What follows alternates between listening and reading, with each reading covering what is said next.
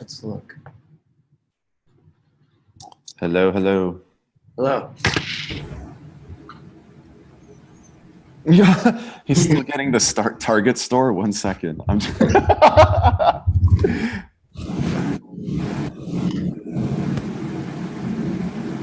Holy.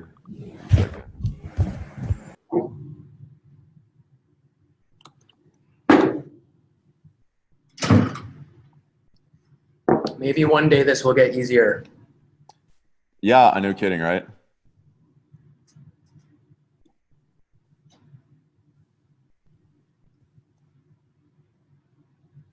I was actually looking in the meeting invite, and it looks like the Zoom isn't actually in the meeting invite also. I don't know.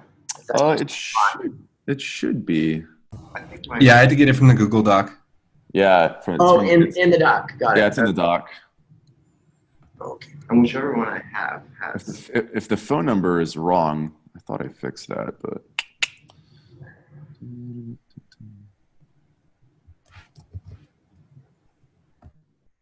A Target store is getting a lot of good business.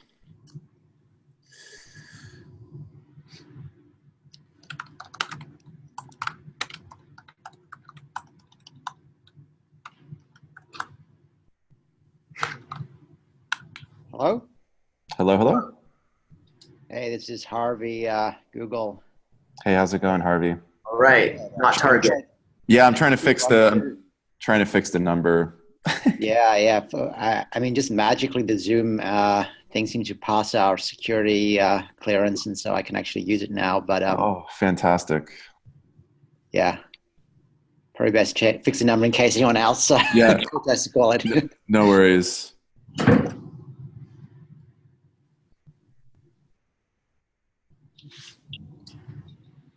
So I can actually do video. Oh, Video. Wow. it's really like we're living in the future.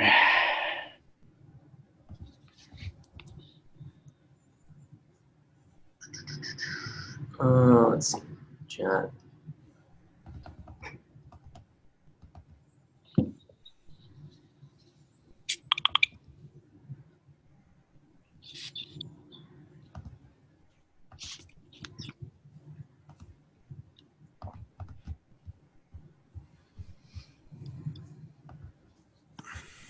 Should we give people a couple minutes, Chris, or? Yeah, I always give people 5 minutes past, essentially, so another minute or two.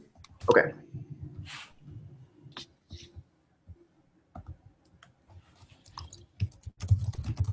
I'm going to have to leave it half past for the Basel conference. No worries. I mean, this is only 30 minutes total, so okay, we're good. Great.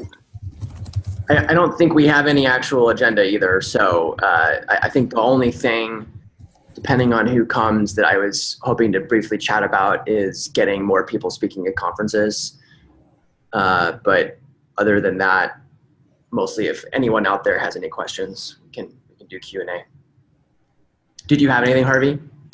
No, I mean, there's the 1.5 pending 1.5 release. That's the only other big news, right? Yep. Yeah, we can briefly cover that. Yeah, I mean, I also just want to give confirmation that the Cure 53 guys for the open audit and all that jazz is pretty much in flight and good to go. They'll be ready in January/February to produce a report, and we could link that off the Envoy site and all that jazz. Fantastic. And what's the story with the HackerOne stuff? Is that still working to see if we could get a better deal? Their prices are slightly exorbitant for. Yeah. Right. You know, like it's okay for us to offer, like we could do like 50Ks in bounties, but if we're also paying like 50K. No, right. Yeah. It seemed like a huge amount to me for something where I feel like we could put something on the README. Exactly. Like, we'll pay you $10,000 if you find something, right? I don't know. Exactly. I'm with you on that one. I mean, Google does bug bounties. I'm not sure how they manage them, but it could be worth seeing if there's any way to leverage that. We could do it manually too, but yeah, if there's a product or piece of software we could use, we'd love to. Yeah, I mean, the only thing that they mention, which I can believe, is that the minute that you put the bounty out there publicly, we might be inundated with reports that are not very interesting. So I just don't know. I mean, it's the kind of thing where we could try it and just see, and then if it's bad, we could just pull it. But I do tend to think that a bounty is probably the best way that we're going to find real issues.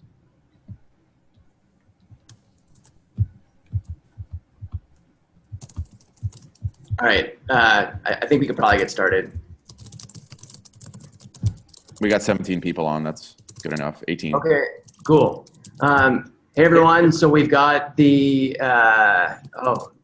Chris Luciano asks, there's a whole conference on Bazel, or just a conference call? No, there's a whole conference on Bazel. My sympathies. It's actually been pretty great. People are very constructive. There's certain things that we want from the Envoy perspective, and I gave a talk yesterday about some of our growing pains with Bazel, and they're pretty much shared universally. And it is actually very interesting to hear from what TensorFlow and SpaceX, who are both large C++ code bases, experience. And there's a lot of overlap. In fact, SpaceX are probably closest to us in terms of what they had to do to make things work. And SpaceX have actually moved like a lot of their code, including all their rocket software and flight simulation stuff, over to Bazel. And so they're really committed to it. And they've hit the same issues with code coverage as us. They're doing similar strategy for managing external repositories and dependencies. So it's nice to have a community there. In fact, I wanted to see if I can find the SpaceX guys today and chat a little further. Yeah, it would actually be great if we could share some of the scripts, hacking that we've been doing. I mean, or at least just have someone to talk to, so that it's not just us having to deal with this. Or by us, I mean you. So. Yeah. Well, they explicitly called out, like, we did the same thing that Envoy did for code coverage. Lots of hacking. See this issue, and right. It's good to see that there's actually some amount of sharing going on there, and not a lot of independent reinvention of the wheel. But I think like the Bazel folks are hearing most of the pain points, and it's actually across languages, coverage and working across repositories and dependencies. It comes up as a constant issue. There's a lot of like really cool futuristic stuff coming like very soon down the pike in Bazel, including like remote builds, offloading, caching of build objects, and remote execution. And this is something that exists in Google today, but 2 Sigma and Uber, are pushing this as well as a real thing. And there's actually some open source repositories which actually contain code which does this today. So yeah, cool. Great, cool. Okay, so let's see. So the only thing that I really had on the agenda today is just a quick call for people where historically I've been the one that's going to conferences, and I've been doing most of the speaking about Envoy. It'd be great to actually get other folks out there doing CFPs. So we don't have to talk about it a lot, but there's a bunch of conferences where talks about Envoy would be very applicable. The next one that'll be opening for CFPs, if you're into international travel, will be KubeCon Europe. That's in Denmark in May. But then starting in the summer, from Velocity to there's all types of conferences. I think there's quite a few opportunities, and there's a lot of eagerness out there to hear people talking about this subject. And it doesn't have to be, like Envoy mechanics. I mean, I think people are really interested in hearing real stories from people who have actually deployed. So, if you're out there and you're actually using, I mean, just, kind of a talk about war stories or pros and cons would be super useful. So we don't really talk about that a lot, but if you're interested in that kind of thing, you can reach out to me. I have a pretty good idea of what the conferences are, and we can put together CFPs. And along those lines, I'm starting to think about KubeCon in Austin in December. And we have about an hour and a half slot there, and we'll kind of talk about this over email. But what I'm thinking about there is we'll do kind of an in-person call. And I was thinking we can do some lightning talks. So for people that are there, we could do like 10-minute talks just about cool things that folks have been working on. So you'll see email from me on that. And the other announcement is we're pushing towards the 1.5 5.0 release, hopefully by the end of this month. I've pushed most of the issues that were in that epic out to 1.6.0. So everything that's in 1.5.0, we're hoping to get done. The major push for this month is going to be to get docs and validation around the V2 APIs. So you'll see a bunch of stuff happening in that area. I think that's about it. I don't have anything else. So happy for us to answer questions, or if there's anything that anyone else wanted to chat about. Hey guys, I do. I'm working on those Lua scripts. So I checked out that commit there. I was trying to build it, and I couldn't get the Lua filters to be read in the HTTP filters. I submitted a comment at the bottom. Yeah, it's possible that there's a bug. I think I got it in the right place to link the filter in, but it's possible that I made a mistake. So I will check that right after this call. Thanks. Sure.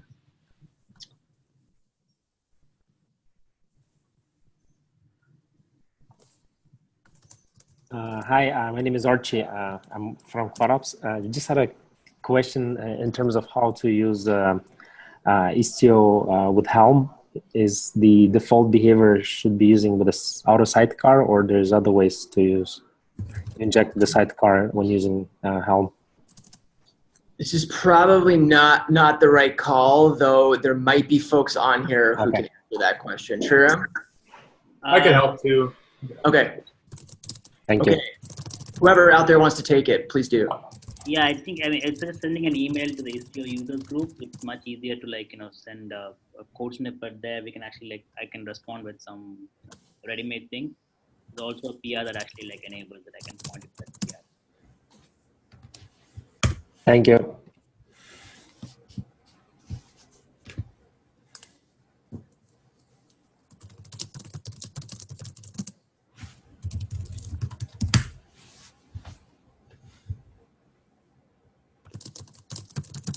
What other random topics do people want to talk about?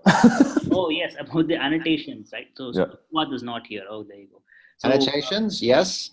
Yes, I mean, so what's the plan? So we are going to be augmenting all the protos with these annotations, and then we just import this with some Bazel magic. And yeah, literally today you should see a commit go in to Data Plane API, which enables importing the repository from Lyft's product gen validator repo, which includes the annotation proto, validate.proto, and that basically defines all the annotations, and they're at least as powerful, I think, as JSON schema, and you can actually start throwing these annotations onto protos, and it will build, or at least validate that syntactically we're using the annotations correctly. So that's going in today. I'll also modify the protodoc tool to allow us to interpret the optional versus required annotations and spit out some useful output there. And then I think, the actual validation stuff is a bigger piece of work, actually, like doing the C++ templating and getting all the cross-repository build stuff working. But let's at least start getting the docs there and throwing the annotations onto the protos, and that will get us a lot of the way there. We have the same thing to do in Go as well. So, but that's why I was asking. In Go, they actually have the code generation for the validation. If you've looked at the product gen validate repo. Okay. That makes life easy. Yes, it was like a Go first project, and C++. It's designed architecturally to support multiple languages, but we haven't got the C++ templates yet. Yeah, I mean, we are using Go and Python internally mostly. So yeah, it was Go first, but I think they're very open to supporting multiple languages, which is great. But yeah, I think once that gets in, and I think towards the end of this month, it's going to be a large group effort for people just to randomly, we are going to need a lot of help to go in and kind of fix up the docs. That's one thing that I'm definitely concerned about is we have a lot of documentation that are mixed right now. So the current Envoy documentation, we have the architecture docs and then we have the config docs. And there's a little bit of a mixing right now, and where we have architecture docs linked to config docs and config docs linked to arch docs, and you could argue that some of the stuff that's in the config docs are arch docs. But the net result basically is that when we move to the documentation being generated from Proto, so Proto will generate RST, we'll be able to cross-link, but it still means that there's a lot of text that's in the V1 docs that probably literally needs to get copied into the data plane API repo. So it's just going to be like, one thing that we might consider, is kind of doing it over email and kind of scheduling, but maybe in 2 or 3 weeks, we could do like a doc bash where we just get a bunch of people into Slack for like 2 hours and just like read the docs and like fix docs basically. Yeah. I think that's a great idea. Like the main missing machinery to enable that is what's going in today, and then just being able to cross-link across the repository docs. Yeah. Once that's in place, it'll be. You can avoid the cross-link by just simply copying some of the docs from the main Envoy thing into the data plane API, so that actually will have docs for both the configuration and the architecture docs all in one place.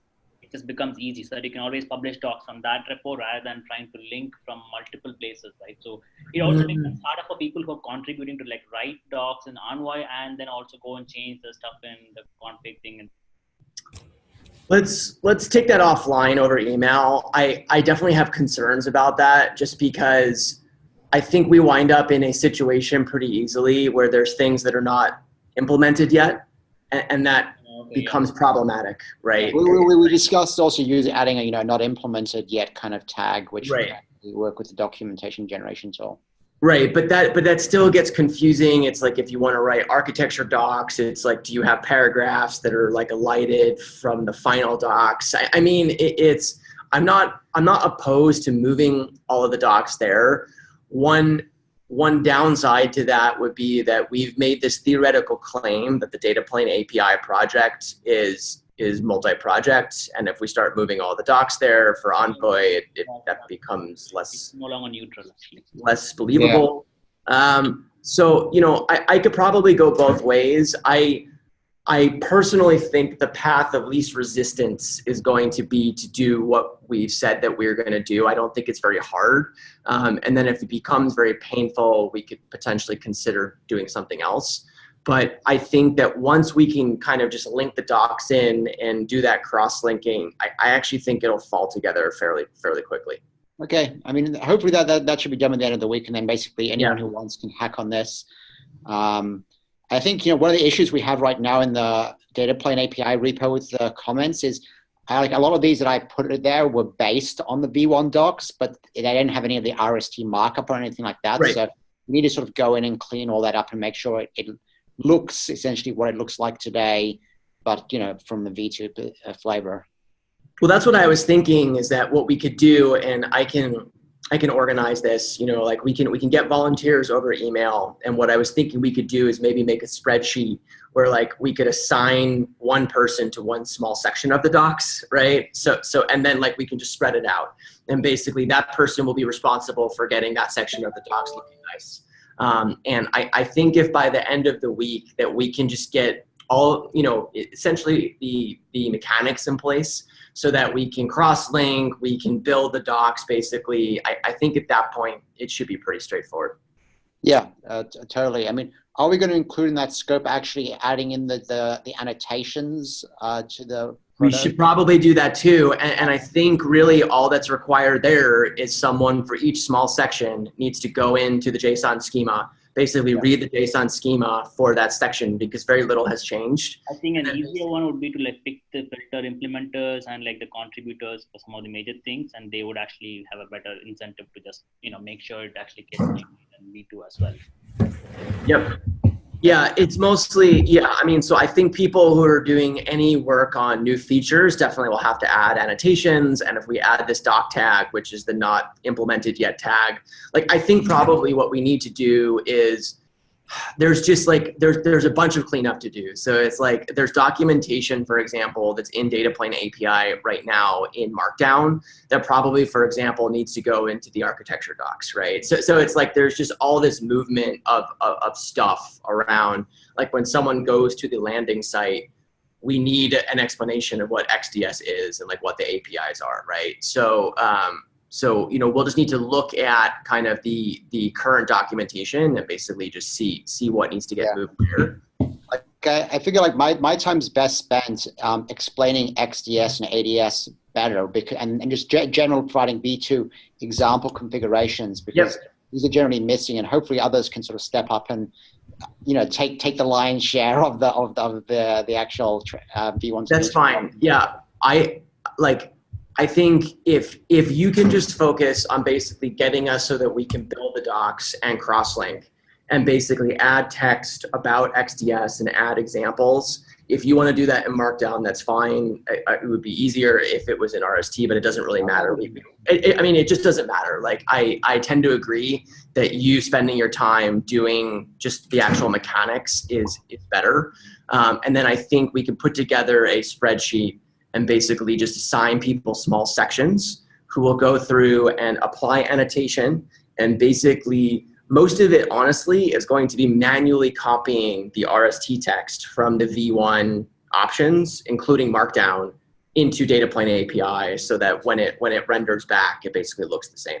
I think it's mostly a manual, and then once it's mostly there, it's just getting people to read through the docs and like see if there's any errors, basically.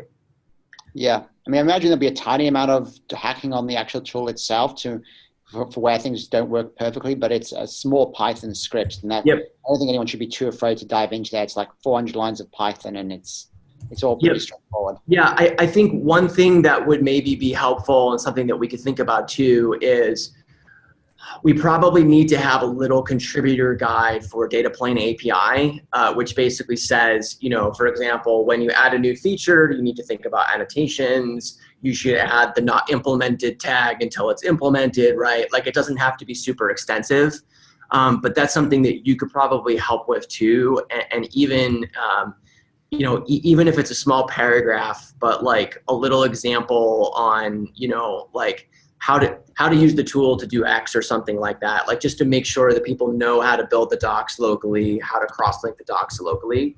I think that's probably all that's required, and then we can get people to help out. Okay, sounds good to me. Yeah. This is reminding me of when I did the first version of the docs. It doesn't sound very fun, but once it's done, it's great. Yeah, and like one of the things that we've been talking about kind of internally is I think that one of the reasons that the project has been so successful is actually because of the docs, and I don't want to compromise on doc quality. Yeah, I agree. So, and I think, we've done in general, everyone out there, a great job of adding really nice docs that I think if they're accessible and that people can look at them easily, I think that's great. So we should try to keep that going.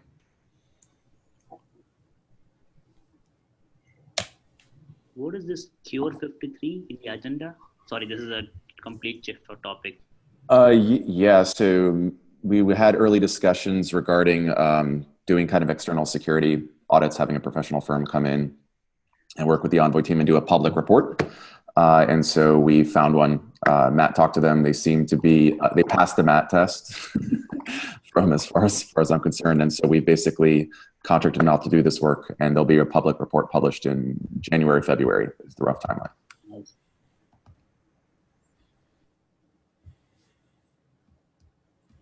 Yeah, I mean, we are in general trying to kind of figure out the best way of getting valuable security reports. So that's the conversation about bounty. So there's been a bunch of requests out there for kind of public Envoy security analysis. And this gets very complicated because we have some very large users of Envoy who are doing their own security analysis, but as everyone knows, like they're not going to make that analysis public. Yeah. So it's a combination of making people feel comfortable with the software, because it obviously doesn't have as much vetting as something like Nginx, and getting eyes on it, even though we know that there are a lot of eyes on it, it's not a public thing. Yeah. So my feeling is, I don't know how much value it's going to add, but it can't hurt So it's like we might as well do a small analysis. And then I think, a bunch of us are thinking about how to set up this bounty program. Yep. And my personal opinion is that the bounty is how we will likely find actual issues. Yeah. Yeah, I mean, there's just a certain class of companies that appreciate those type of public reports. So, and for CNCF, this is a bit of an experiment for us to fund this type of activity for a project. So we'll see how it goes. Cool. Short announcement on tap for 2 weeks for the call is we're going to have Cisco coming in to discuss Envoy with a technology called VPP, which is their user remote TCP stack on top of DPDK. So there's been, I would say, a lot of interest out there on doing kernel bypass with Envoy. So I think we're going to see maybe even some demos by KubeCon, though I'm not sure if that will actually transpire. But I would expect that, I would expect there to be an increasing amount of development in how we can basically make everything a little more efficient by doing away with the kernel. Two questions there. First of all, do we have any preliminary numbers, like just to indicate, what the win is? And second, what are the actual implications for the Envoy code base, or is it largely orthogonal? So with VPP, especially, they have two modes. One of them is they're able to do this LD preload thing. So there's actually no changes. They just shim the socket APIs. The other thing that's coming, and there's been a couple of comments in different PRs, is... Oh, wait. LD preload only works if you have a dynamically linked binary, right? Right, so they might have to fix that. Okay. Right. Oh, no, but I think they're preloading against libc, which we okay, yeah, fair enough, yeah. Which we do link to, which we don't statically link to. Yeah. The other thing that's coming that I think is going to help this effort a lot is Lizon has that PR where he's going to do the low-level socket abstraction. And I believe that abstraction will let anyone come in and basically replace the low-level connection with some other implementation. So I actually think it'll be super clean. And that will allow us to do VPP. There's a couple other things that I can't talk about right now that different companies are actually doing that may plug in their own implementations. It'll allow Microsoft to plug in a Windows implementation. So I actually think that abstraction will be pretty nice, and it should be pretty clean. That abstract ePOL as well, the low-level socket stuff? Sorry, what's that? Will that abstract ePOL as well? I mean, there's essentially, well, we do use ePOL for a lot of things other than just the I/O stuff. Right. Yeah. In the current PR, I believe it will not. It'll basically rely on some type of eventing. So for example, for Windows, they'll be swapping out. Also, we'll probably have to make the dispatcher concept pluggable. So they'll be able to replace libevent, or they could use libevent, but they'll replace ePOL with. Right. Yeah, that's what I was asking. They have to have some platform compatibility. Sure. Yeah. For VPP, it obviously gets a little more complicated, and we'll talk about that on the call in 2 weeks, which should be pretty interesting. Because depending on how they do it, it can be interrupt driven. It could also be polling based. So there's a lot of interesting things there. But I've heard rumors from different people that they've seen some pretty impressive latency wins, but per Harvey, I don't have any actual data yet.